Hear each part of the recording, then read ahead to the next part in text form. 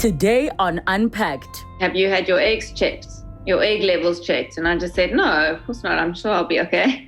You know, it's not something that you expect or are ready for. And if surrogacy was the only route, as far and as remote as it was, I was going to explore that option. I think many of us, including me, suffered from post-traumatic stress. You know, the number of needles, the suctions, the scans.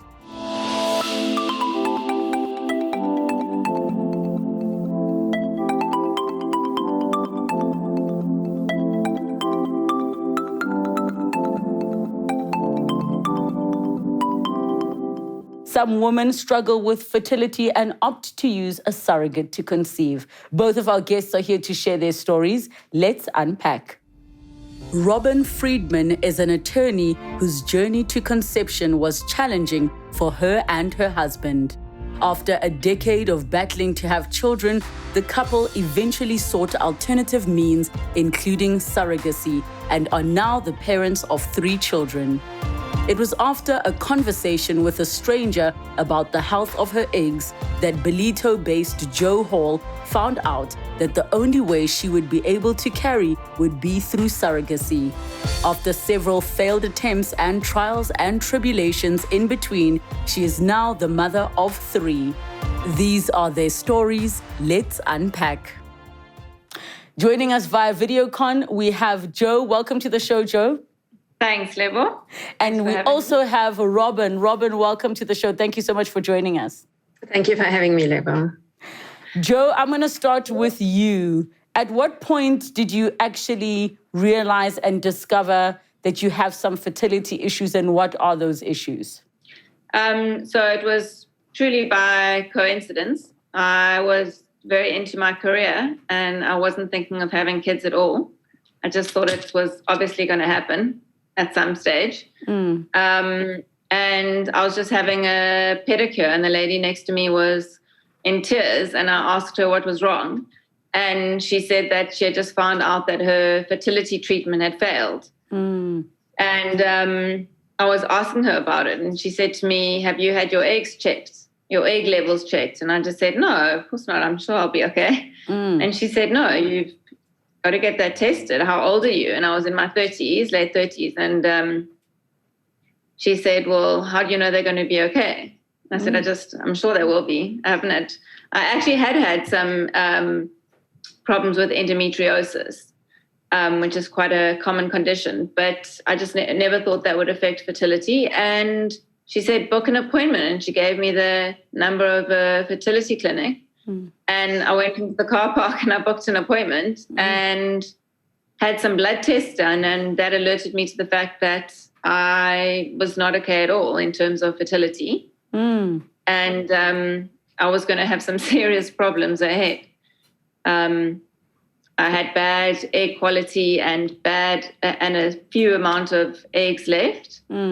And I needed to get started right away if there was any chance of having children. And how did you take those news? Yeah, and I was shocked. You know, I wasn't ready for it at all. I was into my career. That was kind of all I was focused on. And, you know, it's not something that you expect or are ready for. But I knew that I had to act because I knew that I did want children, maybe not at that point immediately, but I knew that I wanted children.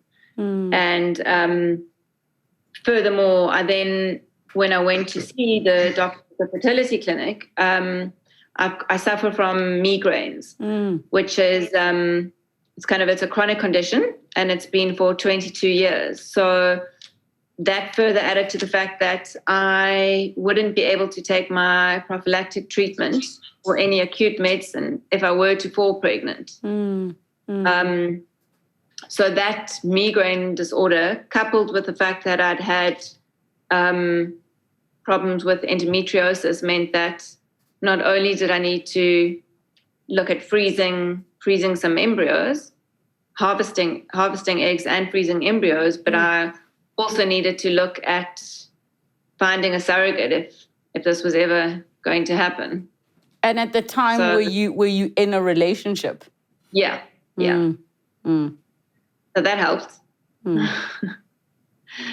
And then kind of the whole journey evolved. I mean, it's been a long journey. So I'm gonna come to that just in terms of how you even got introduced to the concept of surrogacy and everything.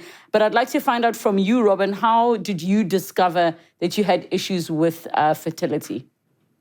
So I started fertility treatments in the year 2000, some 21 years ago.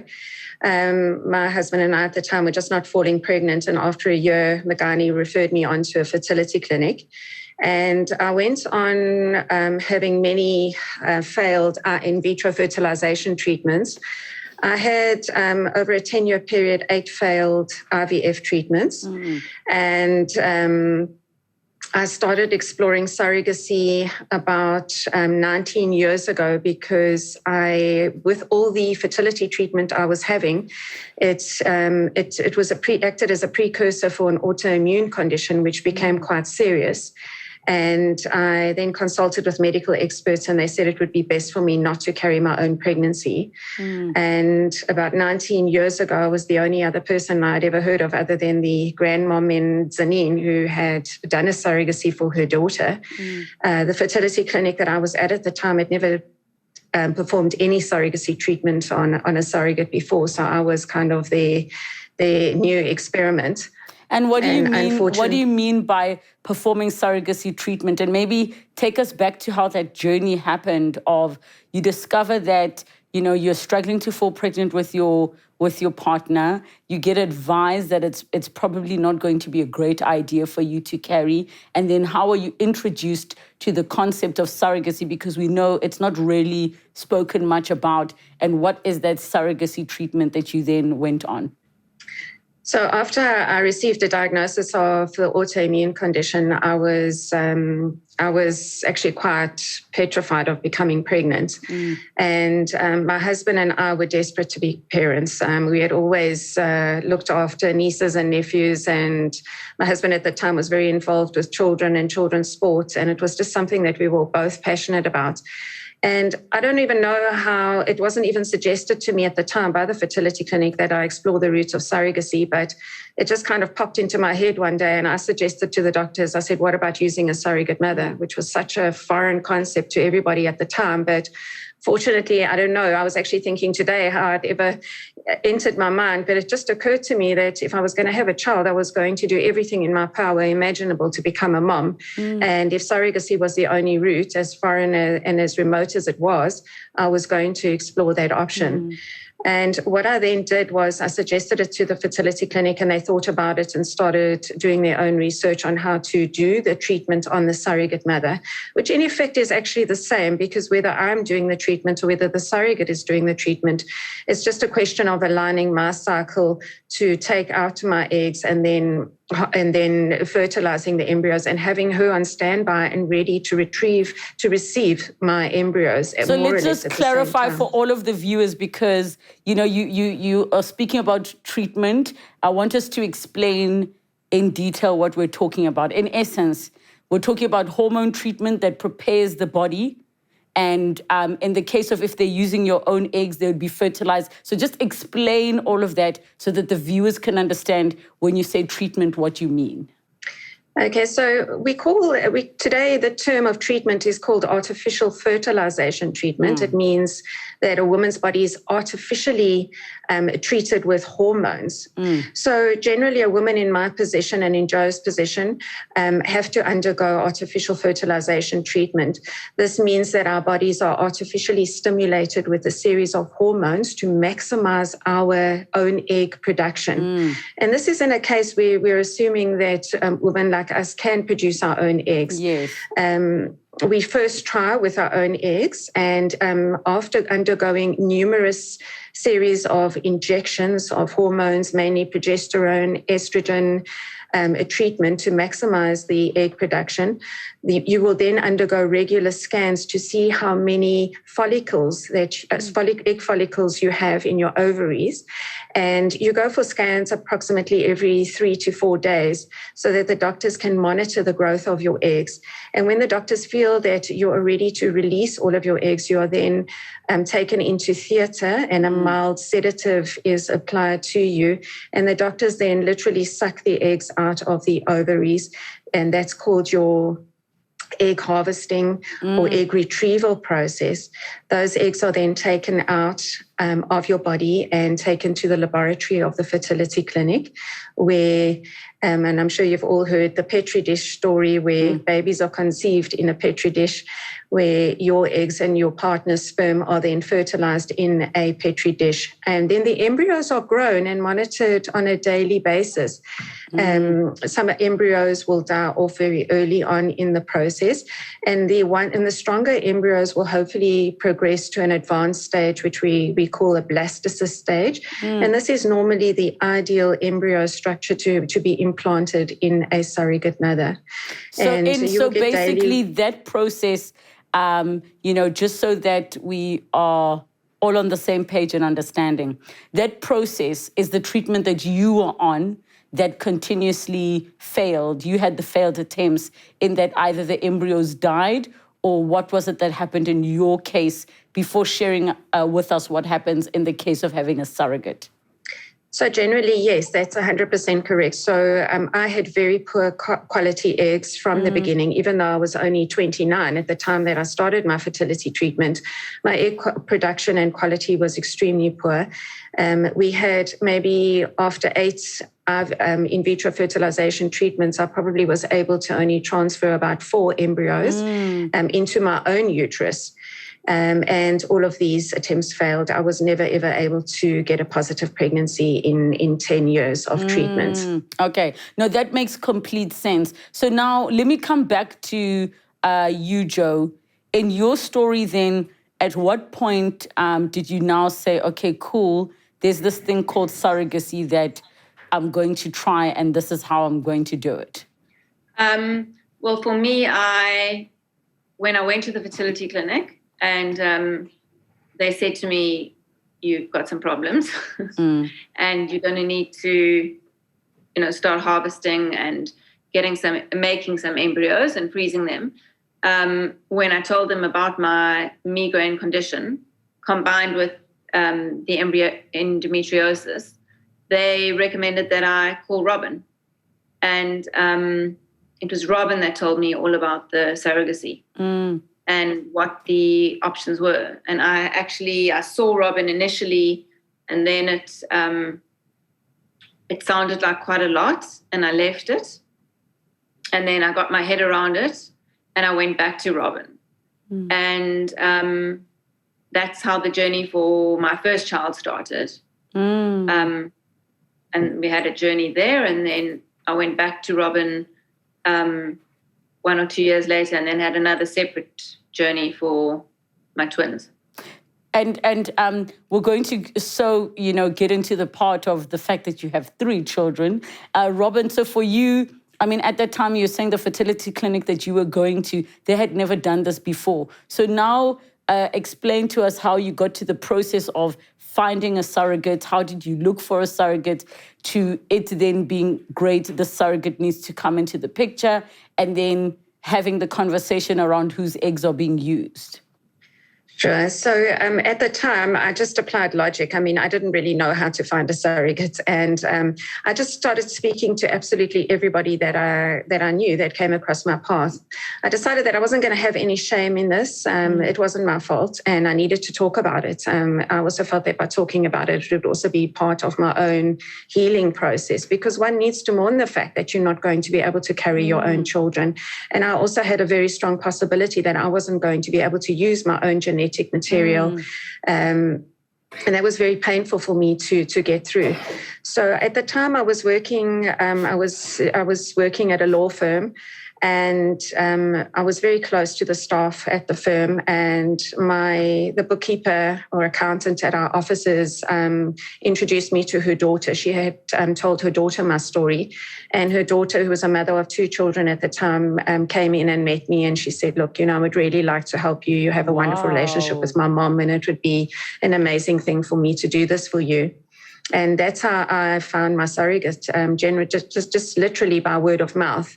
And that's what I still encourage parents today to do, because surrogates are very difficult to come by. And the more you talk about it and the more you spread the word amongst your family and friends, the easier it's going to be to find a surrogate.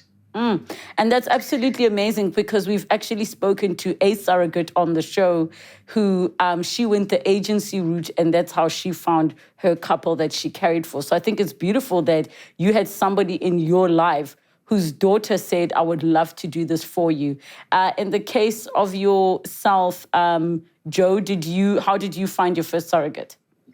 Well, after chatting to Robynne, we, again, word of mouth, asking everyone. And we actually ended up having, for my first child, we ended up being successful only on our 3rd surrogate. So what happened with the first 2? And who were they? And not names, like who were they in your word of mouth picture? My mom suffers from migraines too, so our first surrogate happened to be her biokineticist. And wow. She so she agreed to do it for us, and we went to Robynne to do all the legal work, and then obviously used the fertility clinic. There's a multitude of physical tests and examinations that the surrogate has to have, and then obviously the IVF process to harvest the eggs, and then the implants into the surrogate, and that implant didn't work. So we then set about on finding another surrogate, and this surrogate Robynne found for us, the second surrogate. Is there a reason, just so we can understand, if with the one surrogate it doesn't work, is it an automatic that you move on to someone else? Like, what is that conversation like when your surrogate tries to carry for you and it doesn't work out? Is it a definite that you need to go to someone else? No, it's not a definite that you need to go to someone else.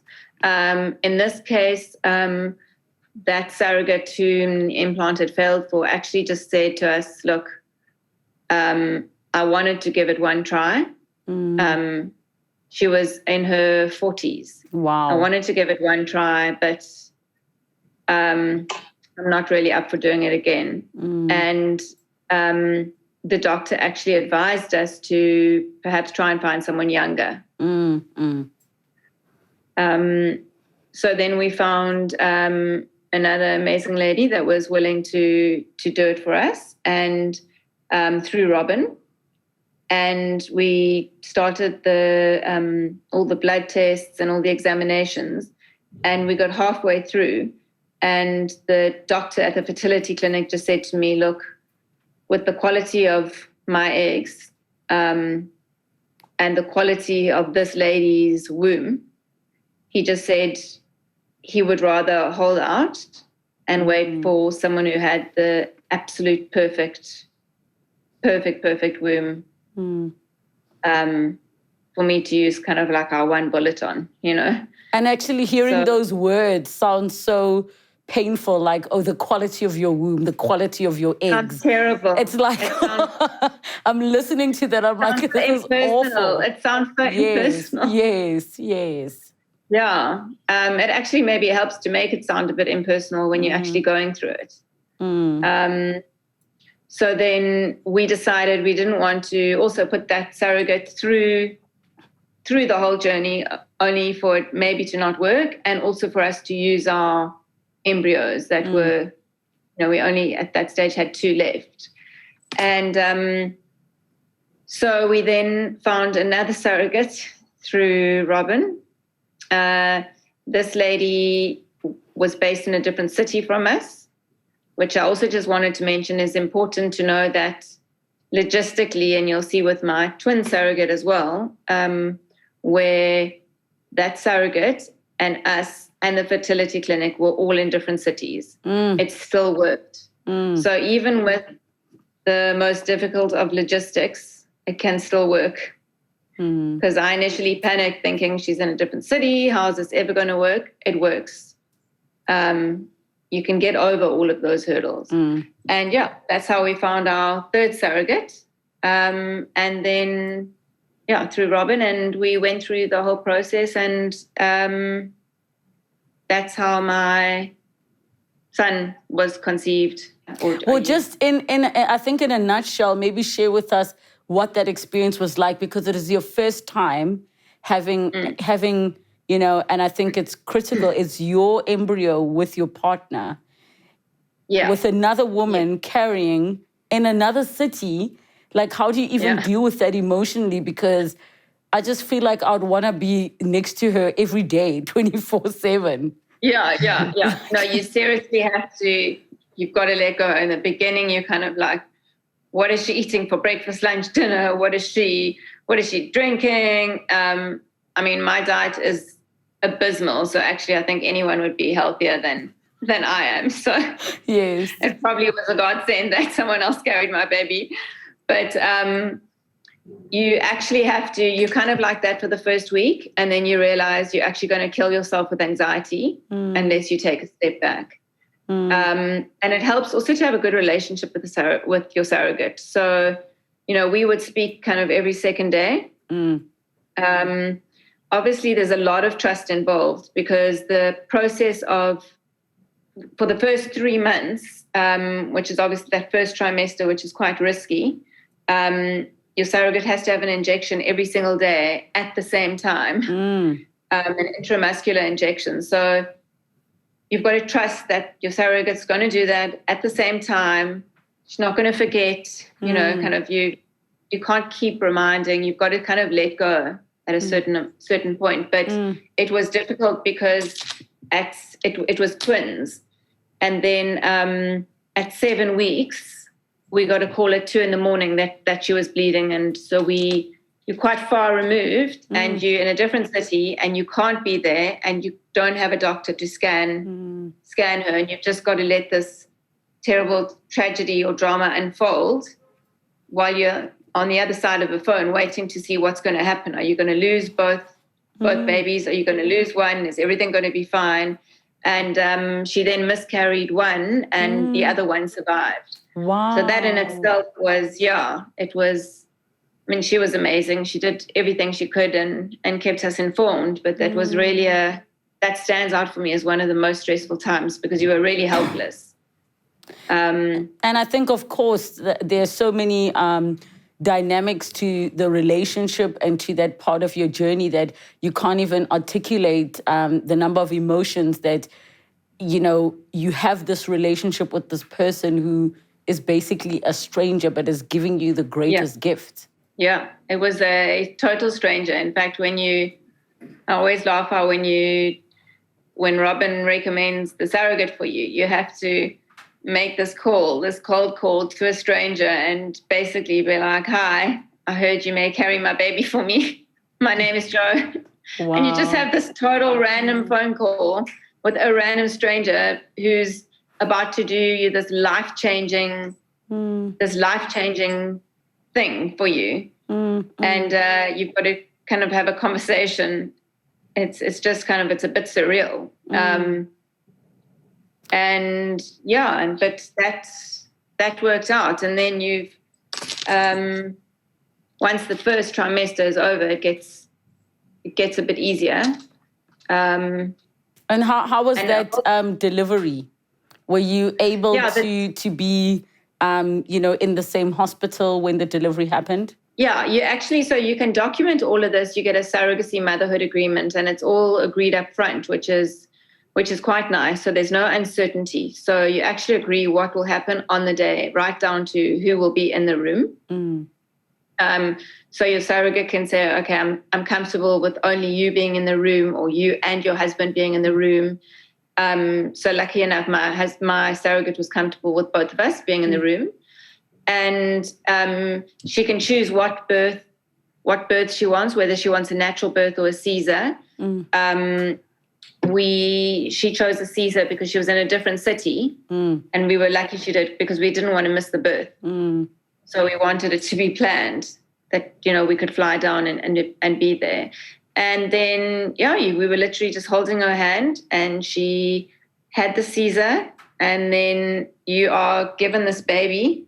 I always think it's quite weird because you go in, it's like you're just getting a pet because you've got none of the hormones going through your body. Yes. Because, it's all removed. You've had your IVF months ago, 9 months ago, and you're in a different city. Your baby is in someone else's tummy. You've had scans through video call, or you've been able to fly to some scans, and then you just arrive at the hospital and you get a baby the next day. Wow! So it's all kind of quite a strange feeling, and then your baby is literally handed to you as it comes out of her womb, and your baby's handed to you and your husband. Robynne, your journey was a little bit different in that it took a while to get to the point of the surrogacy. What happened that you opted to go for adoption with your first child? Well, what happened was my first surrogate mother, the treatment with her unfortunately didn't work. It just wasn't, it really wasn't going very well. The whole procedure, the planning at the clinic, and I think also, I don't think that she was a really healthy candidate. So that didn't work out. And then about 2 years later, I managed to find a second surrogate mother. And it was just, it wasn't a happy journey. I just felt that she was doing it for the wrong reasons. And I remember signing a surrogate motherhood agreement, making changes on her hospital bed the day she was going to have my embryos transferred into her uterus. She asked for all sorts of changes to be made. And I was almost held ransom on the day. But when you're in such a desperate situation, I just thought, I've come this far, so desperate to become a mom. Let me just go ahead and have these embryos transferred into her uterus. And we did. We transferred 2 embryos. And I went home and I just remember praying that it would never work. As desperate as I was, I realized she was completely the wrong sort of person to be carrying my child.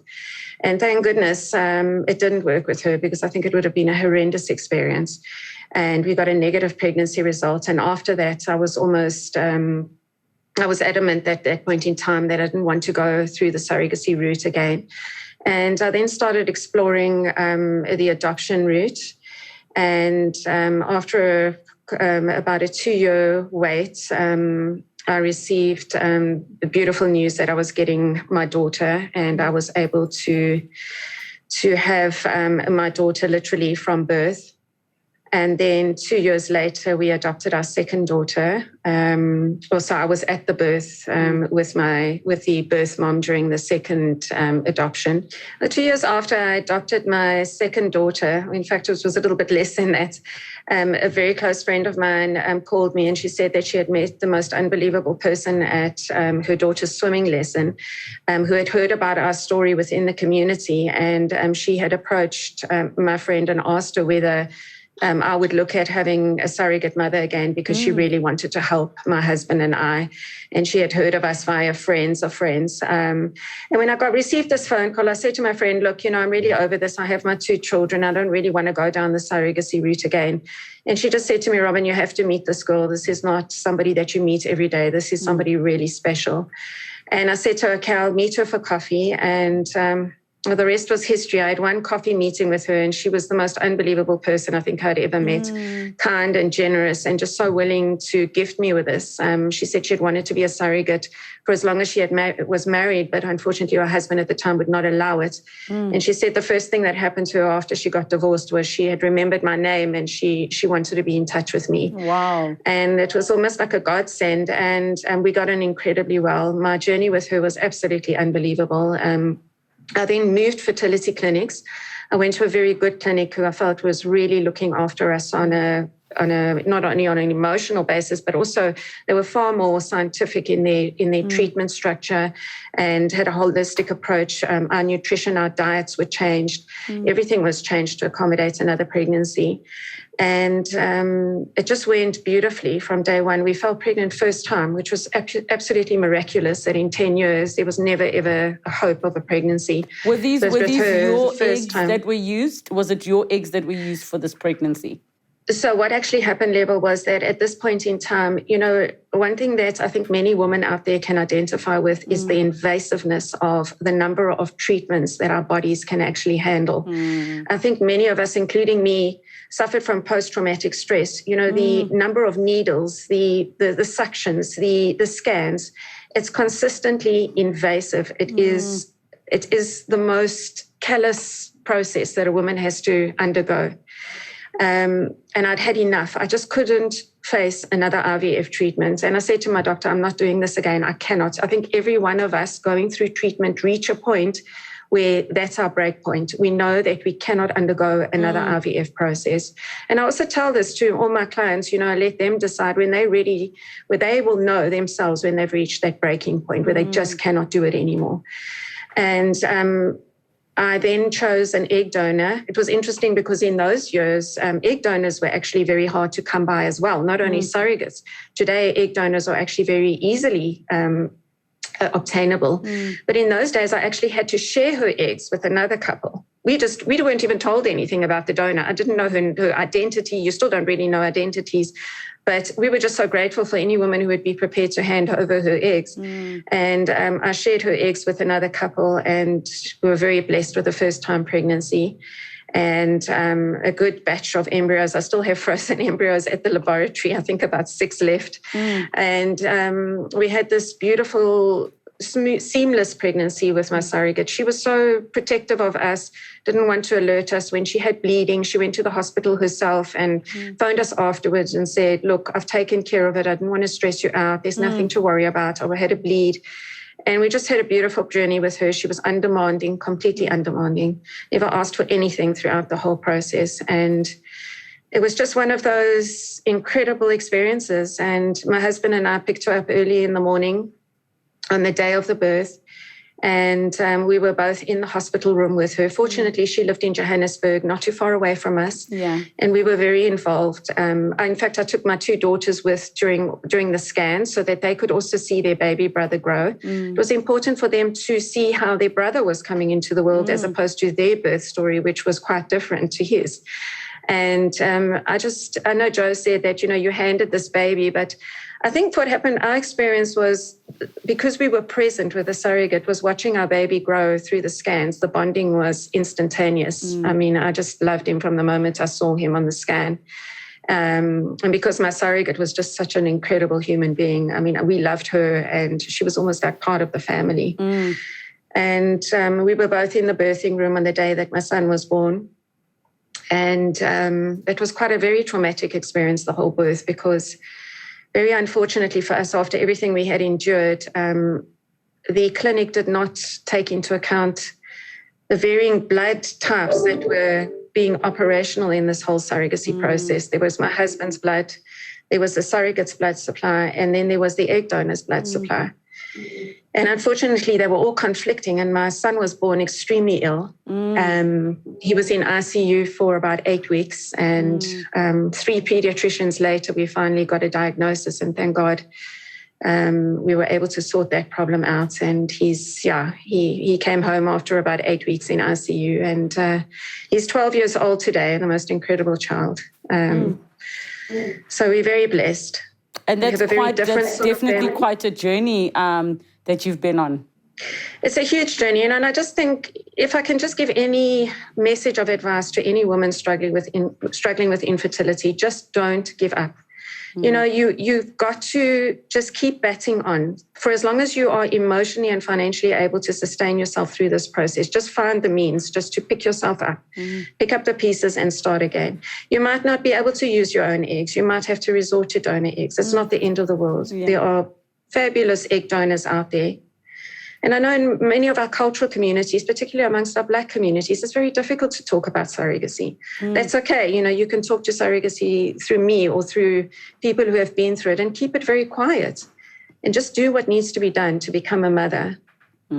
It's a pity that there is a lot of shame surrounding infertility in general. So even the idea, I would say, in Black communities of, and I say this knowing and understanding that culturally, if I as a woman am unable to conceive, we would actually just bring in a sister. So it's not like surrogacy is something that is not known. It was just not done the same way that it's done now, where it's a stranger and there's a contract. There might have been a relative that stood in where, it was completely hush and no one would know, so that you could be able to have a child. Or even if, a man is unable to have a child with his wife, his brother might be the one to step in to assist, so that at least the genes remain within the same family. So it's not that it's a completely foreign concept. I just think there's a lot of shame around infertility in general. It's absolutely correct. I see amongst my my Black clients in particular that things are changing, and that surrogacy is becoming quite a novel topic of discussion. And more of my Black clients are becoming easier around the surrogacy process. And I have had some very tragic stories where a client of mine had to get divorced from the family because she was infertile. She came to me for surrogacy, and the next thing I knew, I was doing her divorce. And that was incredibly difficult for her. But the joy of that is she's doing surrogacy on her own now. So, there are always ways and means of becoming a mom. And the more people talk about it, the easier and more comfortable this whole topic will become. And the shame is going to disappear. Jo, having been through 2 cycles or processes of surrogacy where now you have children, what would you say, in summary, the experience has been like, and would you change anything? No. I mean, my second surrogate, the surrogate that we used for the twins has also become, like Robynne said, part of our family now. So she's just become so close and actually become like a friend. So I found like I've only gained from this process. Like nothing has been taken away. If anything, I've only gained. Gained better people in my life. I've gained better understanding, of the privilege of what it's like to be able to have a child. And it's important to, if you're afraid to confront these things, you actually do yourself a disservice, because the longer you put it off, the worse it is. Biologically and physically for yourself. I remember the fertility clinic saying to me they wish that, when people got to them, they weren't at such a bad stage that they were old. I know, Robynne, you were younger, but that they were older, and their eggs kind of had passed their sell-by date. They wish that, in your late 20s, and I always tell people this, and this is the word that I wish to get out, is that in your late 20s, if you don't, if you're not in a relationship and it's very cheap to just go and have a blood test, just to see where you are in terms of your egg levels, and put in provisions so that you don't have to go through, even if you have to have a surrogate, so that you can maybe remove one part of the difficulty. Like, that you've got difficult eggs or a bad egg reserve. But the surrogacy journey has been amazing. And I'm very open about it. I'm open to my kids about it. Obviously, the twins don't understand yet, but to my 5-year-old, we regularly have conversations with his surrogate, and, it's a part of his story. I bought him books when he was young on it, and I feel it should be talked about more, because I feel lots of people are interested in it but don't want to ask because they either feel it's too secretive or they're going to upset you. But there's nothing to be ashamed or upset about. I'm proud that we got to have, success, and then we got to have beautiful children. I would love to know from each of you, and I'll start with you, Robynne. In one sentence, how would you describe what the most difficult part of surrogacy is, having gone through it for yourself? I think it's mourning the loss of not being able to be pregnant, not being able to carry this baby and not being able to birth this baby into the world. You know, we don't wake up any morning of the week and decide, okay, tomorrow I'm going to get a surrogate mother. I was desperate to be pregnant. I wanted to feel the baby grow. I wanted to birth my own child. And that was the biggest loss for me. But once my surrogate was pregnant and going through all the morning sickness and all the highs and lows of pregnancy, I was actually quite relieved that I'd actually handed it all over to her. So with that came a lot of relief as well for me. Handing it over to somebody who was so capable, physically strong and mentally able to do this for me. There's relief in that too. Jo, what was the hardest part for you? I wish you asked me first because... It can be the same thing.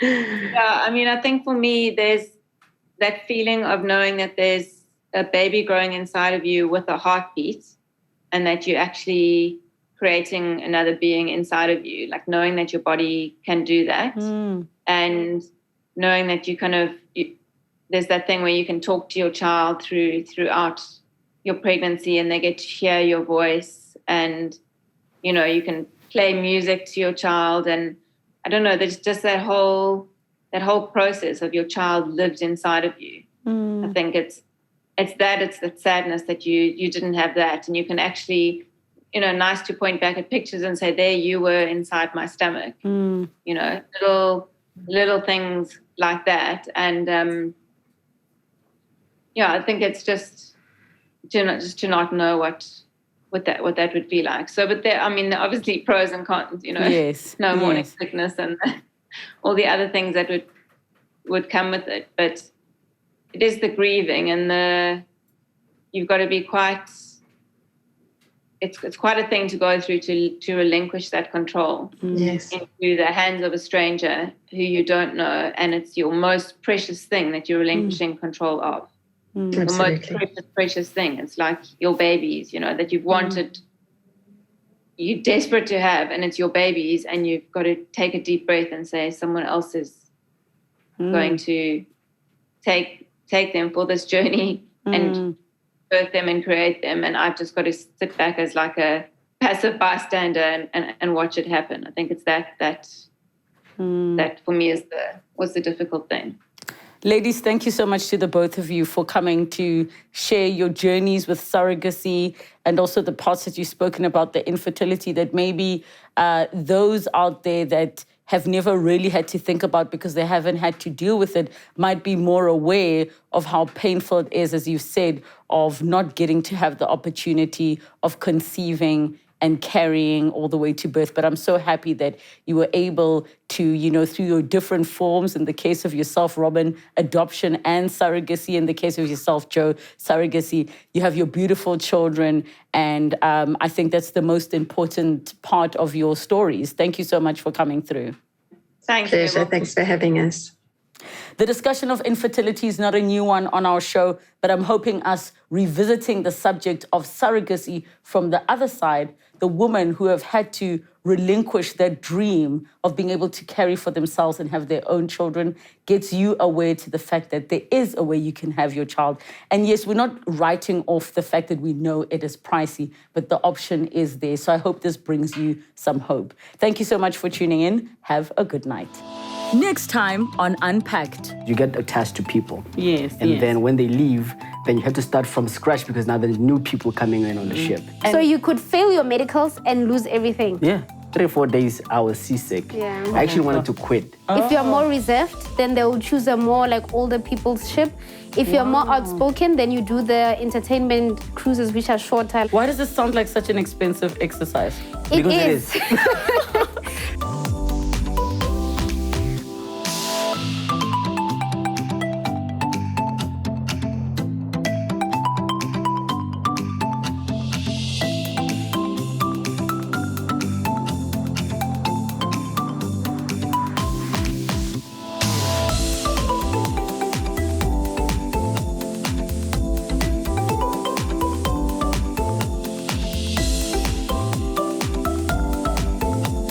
Thank you so much for watching Unpacked with Relebogile Mabotja. Make sure you subscribe to my channel where you can get to watch more episodes. But more importantly, you can be part of our online community. Comment down below, share with us who you'd like to see on the show, what story you'd like us to discuss. We love engaging with you. Keep it coming and don't forget to subscribe.